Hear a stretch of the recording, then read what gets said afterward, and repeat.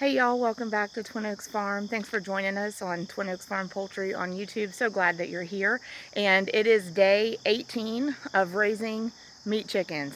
So I'm gonna head into the meat bird production barn. We've been to the egg production barn. There's so much, so many life lessons that farm life exemplifies. And these eggs always make me think of one. When you look at a bunch of eggs, on the outside, there's a lot of differences. White, tan, almost brown. But doesn't matter what the outside looks like, because when you crack those open, inside, they're pretty much the same. And I always think about that with people. You can't judge the person by the color on the outside of the flesh, because inside, we're all pretty much same characteristics and same overall pattern. So I know there can be a lot of uniqueness from one person to another, but never let what somebody looks like on the outside allow you to make a determination about what they are on the inside, because it just don't hold. Just like a bunch of eggs, light, dark outside, they look different, but crack them open and you probably can't distinguish what inside came from what outside. Also other things like you can't get eggs from a rooster. Can't get eggs from a rooster. And wisdom is feathering your nest, preparing ahead of time. So all kinds of great things we learn with farm life and farm animals. But we are going to head into the meat production barn, and that is the number one thing that having livestock and raising crops teaches us. And even on a small scale, when we've raised small scale of garden for ourselves, and when we started with meat birds, we raised them on a really small scale, raising them for a household.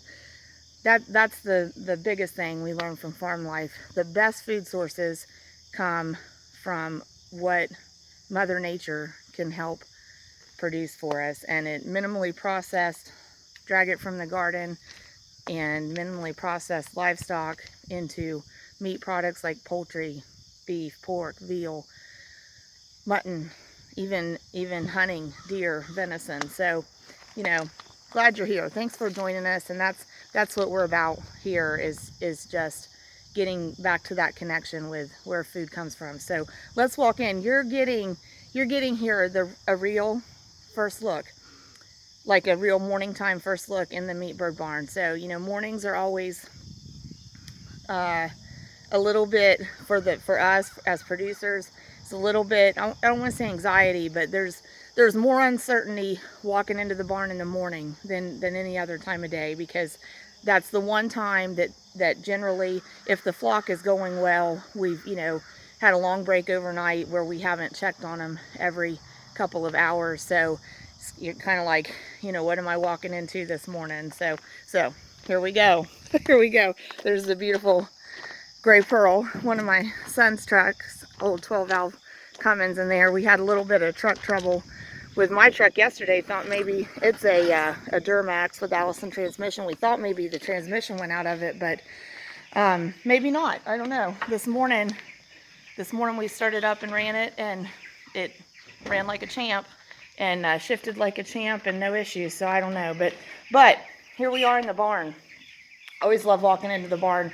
If y'all get to experience animal husbandry and stewardship and taking care of something like this for the purpose of either for your own meat consumption or for producing for others' meat consumption, that moment when you walk in the barn and you go, oh, everything looks okay, that's a good moment. That's the best moment in our day, really. So as I'm walking in here, you're hearing the chirpiness. That's a good sign. Seeing the activity, and this is very, very good indicators that the flock is doing really well. And that's typically what we see as we come into the barn and they start to hear our voices, they start to see our faces, they become awake, a little more active. So a couple things going on from day 17. We did have 3 of the 1 gallon waters still in the pen. We left them in there. We actually removed 2 little waters from here. We'll fill them and put them back in today, but they were drinking those all down throughout day 17 and not drinking out of these. and we wanted to get them using some of the water up out of the bigger ones because we don't like the water sitting in there. We don't want it to go stagnant. But you can see, even though they've outgrown the chick waters, they still really like them. And so if we are willing to put them in there, they'll just continue using them. So honest moment of truth. One of the things that we look for when we come into the meat bird production barn, really every time, but particularly in the mornings, because like I said, we're coming off of that long overnight break. So moment of truth, one of the things that we do look for is dead birds. And that's why I'm kind of scanning over the whole pen, even with the camera, kind of give you a look of, that's what I'm looking for. I take time to look in all the nooks and crannies of the pen and look over all of the birds and see what kind of activity level, see what kind of mobility level we are looking at, and in particular, looking to see if I come across any birds that did not survive the night. We hope not to find that, but on occasion you do find that. Also, it's appearing that all of the 302 birds survived the night and are looking good. And so see how these birds are back here? I'm intentionally coming back here and walking through this pack, and we want to see them move away.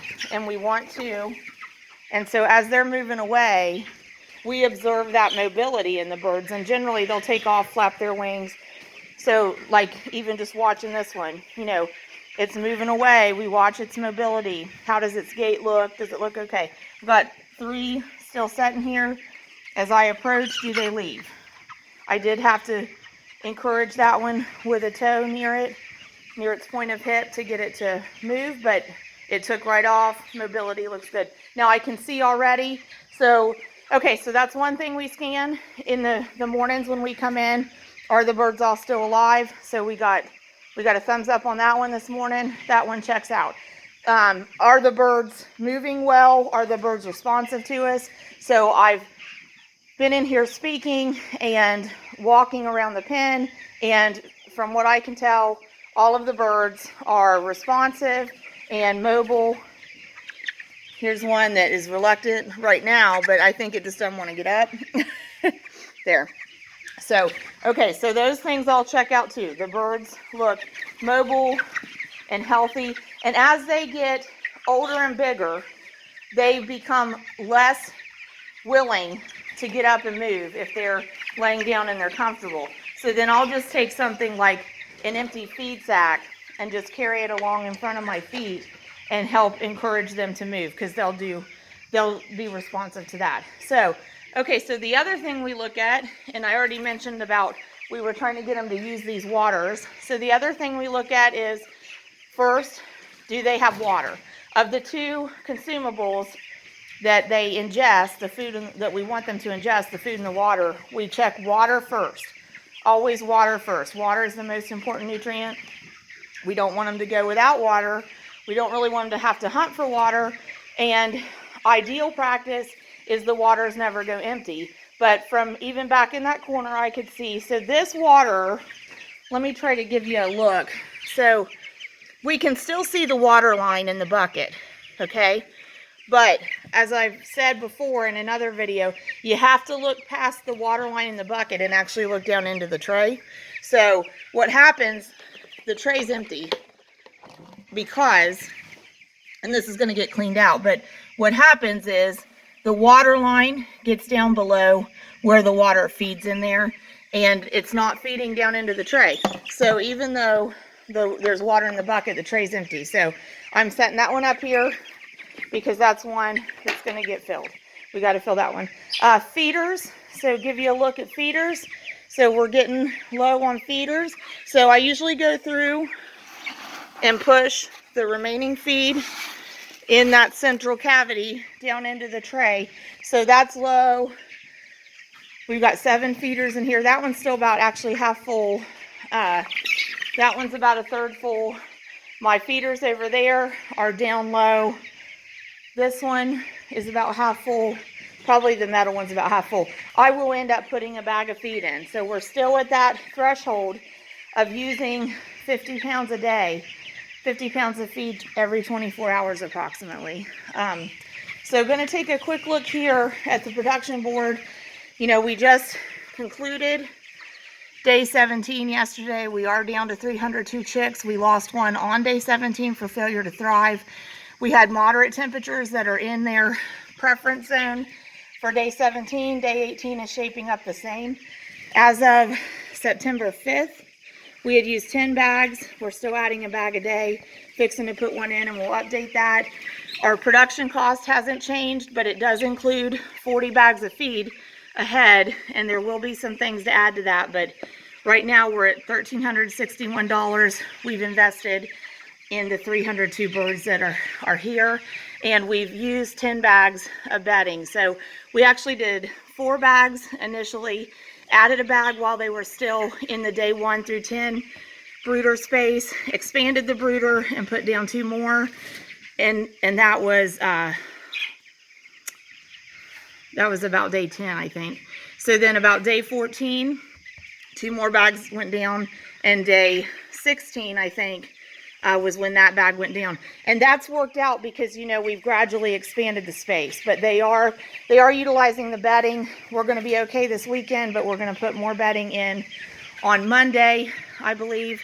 So they're doing well with it. We don't turn the bedding over because we don't want to release pathogens into the air that have got trapped under the bedding, and this bedding on top is still working, still absorbing moisture and doing its job. So we're going to wrap it up. Thanks for joining us. Please put any questions or comments. Interact with the video, like it, dislike it if you prefer, and feel free to give us a shout out there. We are seeing a little bit more from the growth and combs and wattles, a difference where we've got guys and got gals. And this one, I believe, looks like a hen there. And the feathering that we learned from Conrad in Kentucky, that is backing that up. So a couple of hens here. I don't have one just real close to me that looks like a rooster. So thanks for joining us, y'all. We appreciate it. We'll watch the birds. I'll be quiet. This looks like a little rooster. But we'll watch the birds here for about another, I got one wanting to be a star. Watch the birds here for about another 20 seconds, and no commentary from me. And just know that we're praying for blessings on y'all, and we'll see you back in the barn on Monday, and we hope you have a great weekend.